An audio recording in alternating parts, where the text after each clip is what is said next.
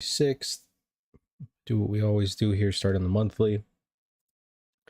And as we can see on the monthly, we narrowly finished above the previous month's high yesterday with a close 49.62. So that'll still be a key level to watch, is that previous high, that 49.57 quarter going into the rest of this week and this month, right? It'll really kind of decide, are we going to settle back inside the previous month's range? Or are we going to keep getting continuation above the previous month's range? Now, if we get acceptance in the previous month's range, but above the settle, that would still show acceptance of these higher prices. And most likely we probably trade a little bit higher. But until then, we kind of, we're only 6 days into the month, so we don't want to read too much into it.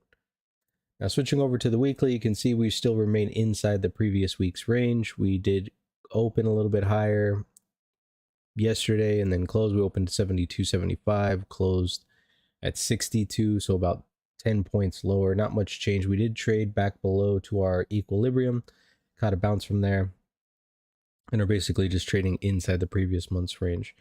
That previous month's settle is still untouched. Or previous week's settle is still untouched. That's that 80 quarter.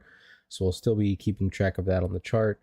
Should we get above that today, probably unleashes a little bit of stops that are stuck in the previous week's range. You got that weekly time frame traders probably getting pushed out. Now switching over to the daily, you can see yesterday just a complete inside day. Never traded back up to that settle and never traded outside the boundaries of the previous day. So what we'll do today when we jump to the profiles, just kind of smash these together, grab our value from those areas, and just kind of look forward for that. Some key areas that we want to watch are still going to be that previous low, right? Because we're still one time framing higher. We just had an inside day.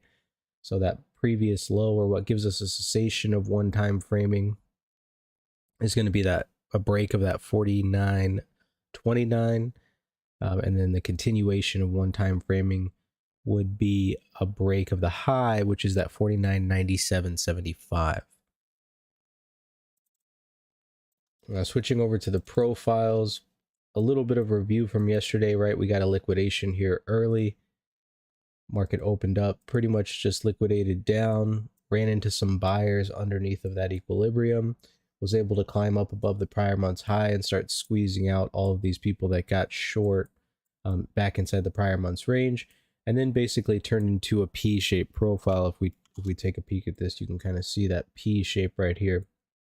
And so that's kind of indicating that most of this probably was short covering, but still something to pay attention to, or just something to note, right? As the we did see a buyer or a momentum long gets stuck here late in the day up at that 75.50, which may be the market's target here early on.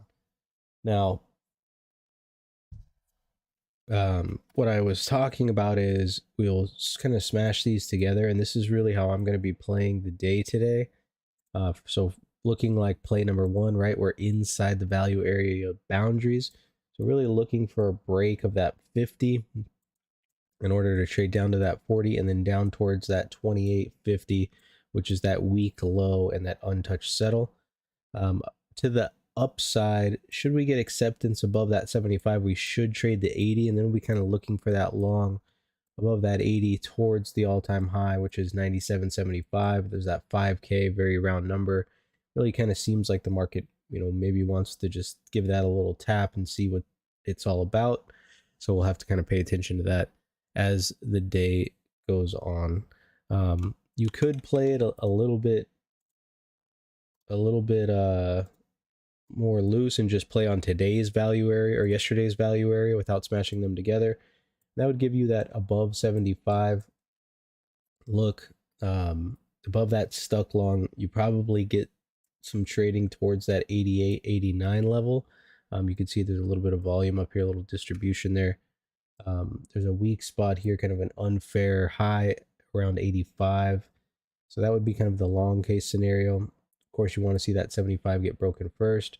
To the downside, inside or acceptance inside that prior month's range, right? If we do break down, get acceptance below that prior month's range, there'll probably be a decent short setup towards that 50-48 level. And then if you see acceptance below that, look for that equilibrium. And then if momentum picks up, you've got that 30 or 28.50 there. We don't have a lot of news on today, right? There's an FOMC member speaking at noon. So I'm not really expecting too much today. I'm not really expecting the market to be moving around as much as we would think, or as much as we might expect. But we are inside, so the market's up higher, it's coiling. So there is going to be some inventory on both sides getting offsides, right? Depending upon who wins the battle.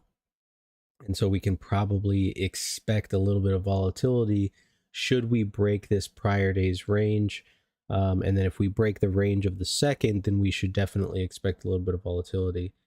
Now, as far as like the call skew goes, there's a lot of people selling the 5,000 calls. And that's not to say that they're right, but that's just kind of where they're trying to make their stand in order to try to hold the market down. They might be trying to hold the market down to gather inventory, or they might be selling the 5,000 calls to, because they think that the market's a little bit overbought. Regardless of that, right, it doesn't really matter for us because we're really just looking to trade with value. So we just stay patient, wait for value to set up, and then pick our spots. Other than that, you guys have a wonderful day. Make sure that you're managing risk and sticking to your trade plan, and I will see you guys tomorrow.